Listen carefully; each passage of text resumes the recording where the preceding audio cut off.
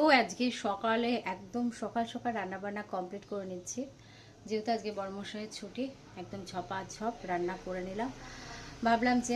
ভাবছিলাম যে সকালে ভিডিও করব না, কিন্তু না, ভিডিও করতে হবে। তো এক এক সময় মনে হয় করব না, আবার এক এক সময় মন থেকে জোর নিয়ে আসি না, করতেই হবে। আর তোমাদের সাথে শেয়ার করতে আমার ভীষণ ভালো লাগে, আর ভিডিও করলে মনটাও ভীষণ ভালো থাকে। সেরকম কিছুই না, কিন্তু ব্যাপার হচ্ছে এক এক সময় মানে সময়টা এমন হয়ে যায়, মনে হয় যে না, এই দিকেই সময়টা আমার দিতে হবে।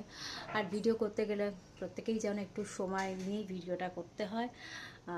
তো চলো আর কথা বাড়াবো না।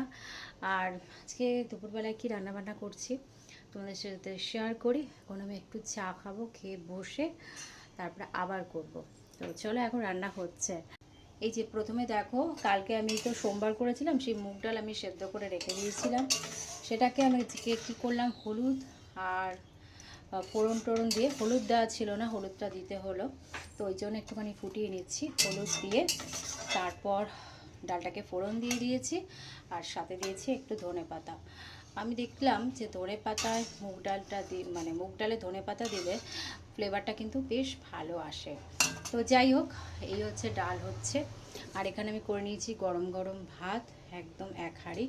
এতটা ভাত লাগবে না, কালকে থাকবে। আর এখানে এক বাটি আলু পোস্ত করে নিয়েছি, দেখো একদম মাখা মাখা আলু পোস্ত। আর এখানে আছে আমার মাছের ঝোল। এই মাছটা হচ্ছে পার্শে মাছ, দাঁড়াও দেখাই একবার। তো পার্শে মাছের এই যে ঝোল, এই দেখো মাছ। আজকে আর নতুন করে মাছ করিনি, যেহেতু আমি একা মাছ খাই, সেহেতু আমি প্রত্যেক দিন আমার মাছ করা লাগে না, যেটা করি সেটা থেকে যায়, এই হচ্ছে ব্যাপার।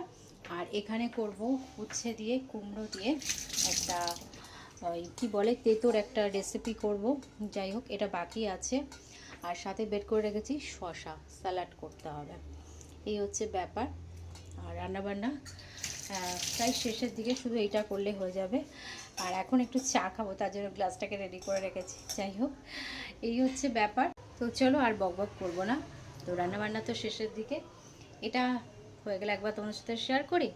তো চলো, দেখো আমার কুমড়ো দিয়ে উচ্ছে দিয়ে রান্নাটা পুরোপুরি কমপ্লিট হয়ে আসছে। আর একটু ঝোল ঝোল টাইপে আছে, একটু শুকনো করে নিলে মোটামুটি হয়ে যাবে। আর কিন্তু বেশ তেতো হয়েছে। যাই হোক, এটা একটু গ্যাসটা কমিয়ে দিই। আর এখানে আমার চাটাও হয়ে গেছে। তো এই হচ্ছে আজকে দুপুরে খাওয়া দাওয়া। চলো, ভিডিওটাকে এডিট করলাম। ভিডিওটা ভালো লাগলে প্লিজ প্লিজ লাইক করো, কমেন্ট করো, শেয়ার করো। আর চাটা আরাম করে খাবো।